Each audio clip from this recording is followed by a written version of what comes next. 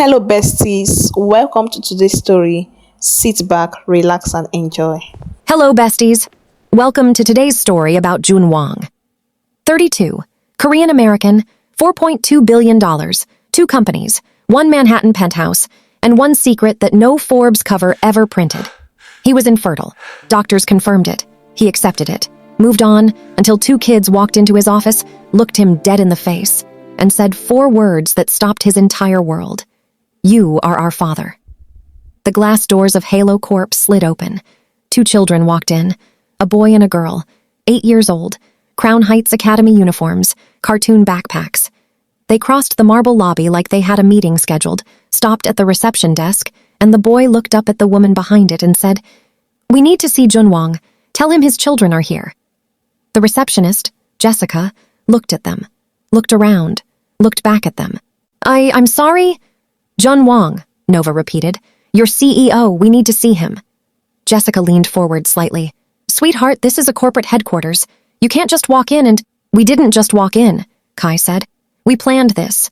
We know his 11:15 board recess. We know which floor his office is on. We are not lost. Jessica stared at him. Even so, I can't just let two children— Let me ask you something, Nova said. She stepped closer to the desk. Her voice was calm, polite, completely unbothered. If we were lying, if we just made this up, what exactly do we gain? We're 8. We have no lawyers. We have no plan except to talk to him. Does that sound like a scheme to you? Jessica opened her mouth. And, Kai added, if we're telling the truth and you send us away, can you live with that? Knowing you sent his children out of this building? The lobby had gone quiet. A man near the elevator was pretending to check his watch. A woman with a coffee cup had stopped walking entirely. Jessica looked at the two children in front of her, the boy with that unsettling stillness, the girl who had just out-argued her in 30 seconds. She picked up her phone slowly. Let me call upstairs. Thank you, Nova said pleasantly. Upstairs on the 44th floor, Jun Wong was in the middle of signing a $400 million contract when Mireille knocked once and opened the door. Sir, there are two children in the lobby. He didn't look up. And? They're saying they're yours. His pen stopped. He put it down, straightened his jacket, walked to the elevator without a word. The elevator opened and the lobby went even quieter. Jun stepped out, walked forward, stopped, and looked at them. The boy was standing slightly in front of the girl, arms at his sides, chin up, looking directly at Jun with an expression that had no business being on an 8-year-old's face. The girl was looking at him the same way. Jun's face didn't move. Years of boardrooms had built a face that didn't move. Who sent you? He said. Nobody, Kai said. Who put you up to this? Nobody put us up to anything. We planned this ourselves. You're 8 years old. Yes, Kai said. We are. Jun looked at them both. His voice dropped to the tone that made grown men straighten their spines. Let me be very clear. I am a public figure with a known net worth. People have tried things like this before. Adults with lawyers have tried things like this before. So before this goes any further, who sent you? Our mother doesn't even know we're here, Nova said. She thinks we're at the Natural History Museum. We snuck out of our school excursion to come here. We took the subway alone. We used our lunch money for the fare. Nobody is behind us. That is exactly what someone would say if they were coached. Sir. Kai's voice didn't rise, didn't shake. Look at us. Jun looked at them. No, really look at us, Kai said. Stop thinking about schemes for 1 second and just look at our faces and then look at yours. There is a mirror in this lobby. You can use it if you need to. Something shifted in the room. Jun looked at the boy's face. Really looked. His jaw, the exact line of it, the exact angle. He looked at the girl.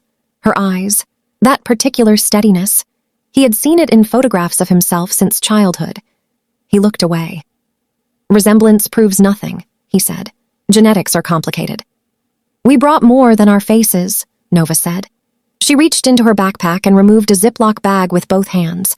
Inside it, a folded piece of paper. Our mother wrote this the night she found out she was pregnant, Kai said. She wrote it to you. She never sent it because she couldn't find you. She didn't know your last name. She only had your first name and a conference lanyard you left behind. She kept the letter in a drawer for 9 years, Nova said. She never threw it away. We found it last month. Jun did not take the bag. Anyone could write a letter, he said.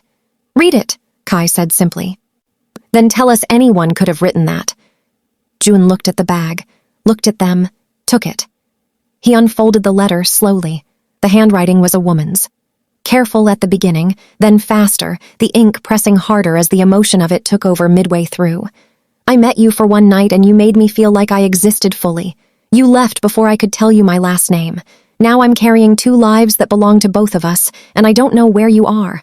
I have looked everywhere. I have your lanyard. I have your first name. I have nothing else, so I am writing this to put it somewhere real, because these children deserve a father who knows they exist, even if only on paper. If you ever somehow find this, I don't want anything from you. I just want them to know their father knew about them. That's all I ever wanted. The lobby was silent. Jun read it twice, standing there in front of 30 people who were all pretending not to watch. He folded it, put it back in the bag, held it for a moment. "What is her name?" he said. His voice had changed. "Not much. Enough." "Zara," Nova said. "Zara Brooks." "Where is she?" "At work. She has no idea we're here."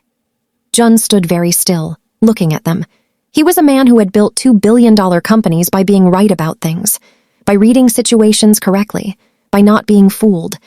And right now, every instinct he had, the ones that had never failed him in a boardroom, the ones that had saved him from bad deals and bad people, were telling him one thing. These children were not lying. "Come upstairs," he said. "Are you accepting us?" Kai asked directly. I'm saying come upstairs," Jun said. "Don't push it." Nova looked at Kai. Kai looked at Nova. They followed him to the elevator. Meanwhile, 41 blocks south and across the river, Zara Brooks was in the middle of a client call when her phone buzzed with an unknown number. She ignored it. It buzzed again and again. She put the client on hold. "Miss Brooks?" A woman's voice, tight, controlled in the specific way of someone containing panic. "This is Mrs. Patterson, assistant chaperone for the Crown Heights Academy excursion. I need you to stay calm." Zara was already standing. "Where are my children?" We're not entirely certain at this moment." "How long?" "Possibly an hour. We did a head count at the Hall of Ocean Life and—" Zara had already ended the call and opened Find My. Done 2 blue dots. Manhattan, Midtown, 400 Park Avenue. She stared at the screen. She knew that address. She had pitched Halo Corp a contract 18 months ago and hadn't gotten it and filed it cleanly under Move On. Halo Corp, Jun Wong, the lanyard, the drawer. 3 days ago she had noticed the lanyard was gone and told herself she had moved it. She had not moved it. Oh God, she was in a cab in 3 minutes, sitting in the back with her hands pressed flat on her knees, watching Midtown approach through the windshield, running through every version of what she was about to walk into. He would think she sent them. He would think this was a play for money. She had read enough about him to know what his world looked like. The lawsuits, the claims, the people who showed up at the edges of wealth with envelopes and attorneys. He was going to look at her like a problem. Please, she thought, please just let my children be okay. The lobby security officer was waiting at the door when she pushed through. "Miss Brooks, your children are upstairs. They're safe. Mr. Wong is with them." She followed him to the elevator without speaking. 44th floor, glass hallway. She could see through the conference room wall. Nova eating from a takeout container, Kai reading something, both of them alive, both of them fine. The specific rage that comes after terror had already started building. Jun Wong was standing at the end of the hallway. 9 years. She had spent 9 years trying to hold his face in her memory and worrying she had made it better than it was. She had not made it better than it was. He was looking at her with an expression she couldn't name. Or Zara. "My children," she said first. "Conference room, eating, they're fine." She moved past him, pushed open the door. Nova was up immediately. "Mama, we're so sorry, we're sorry." And Zara held her, and then looked at Kai, who was standing with his hands at his sides, wearing the expression that was so much like the expression she had just seen on Jun Wong's face in the hallway that it stopped her breath. "I know you're angry," Kai said quietly.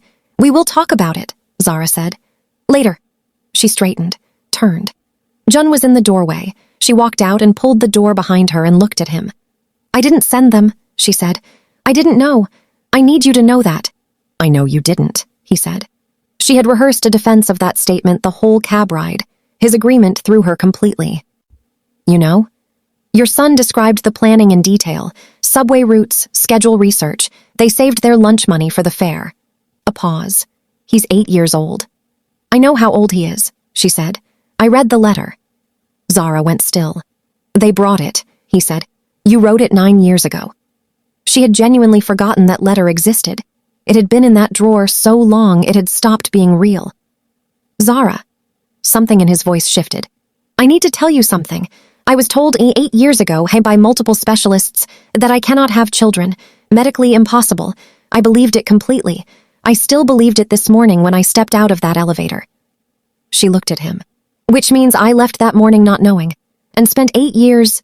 He stopped, looked through the glass at the twins. It's not knowing. The silence between them was the weight of 9 years compressed into a hallway.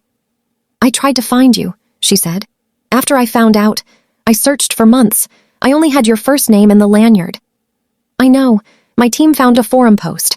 A woman looking for a June from a DC conference 9 years ago. That was me, she said. I know. She looked at him. He looked at her. What happens now? She said. I want to meet them properly. I want to do this right. You don't decide that in one afternoon, she said. They're not a business acquisition. I know that. And they're not impressed by money. Don't try it. Your daughter philosophically dismantled my receptionist, he said. I had already figured that out. And despite everything, 8 years, the anger, the fear in the cab, all of it, something moved across Zara's face that wasn't quite a smile but was next to one. We talk properly, she said. Not today, not like this. Somewhere neutral. Agreed, he said. He opened the conference room door. Kai looked up. The two of them, the man and the boy who had his jaw and his stillness, looked at each other across the table. Jun sat down. Tell me about yourselves, he said. Everything. And they did. By 1 p.m., the photograph was on Twitter. Someone on the mezzanine level had caught it. Jun Wong crossing the lobby with a child's hand in each of his, the resemblance visible from 20 feet up. By 2 p.m., it had 200,000 impressions. By 3 p.m., Jun Wong's secret twins was trending in the United States, the United Kingdom, South Korea, and Nigeria simultaneously. His mother called from Seoul.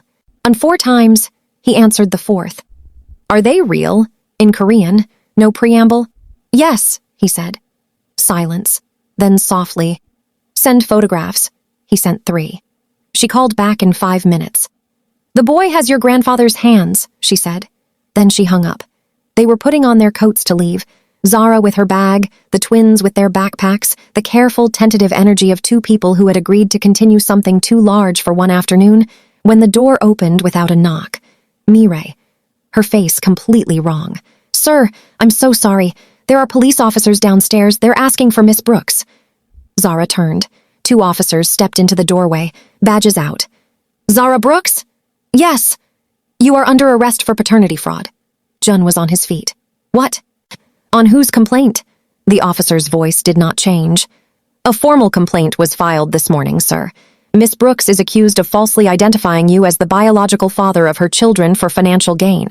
The complainant states the children's real father is another man entirely, and that Miss Brooks engineered this entire situation specifically to access your assets. This morning. Before Zara had even arrived, before she had even known her children were here, someone had filed this before she walked through the door.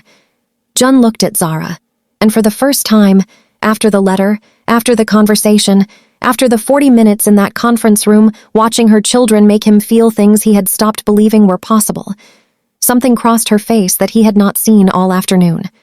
Not guilt. Fear.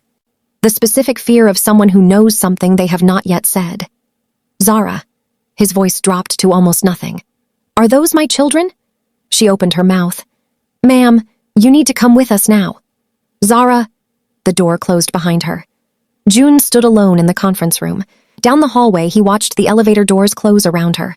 Through the glass wall of the adjacent room, Nova was on her feet, face broken open, crying in the silent way of a child trying not to make it worse. Kai was not crying. Kai stood completely still, watched the elevator doors close, then turned slowly and looked directly at Jun through the glass. 8 years old, steady as stone, not scared, not crying, waiting. The question in his eyes was the only one that had ever mattered from the moment he walked into this lobby. What are you going to do? Who filed that complaint? Who is this man claiming to be the real father? And what does he want? Why did fear cross Zara's face before she could answer? And what will Junwong do now that the only thing standing between his children and everything is him? Episode 2, coming soon. Drop your country in the comments right now. We read every single one. Thank you so much for watching. Please don't forget to like, subscribe, and share. Comment episode 2 for the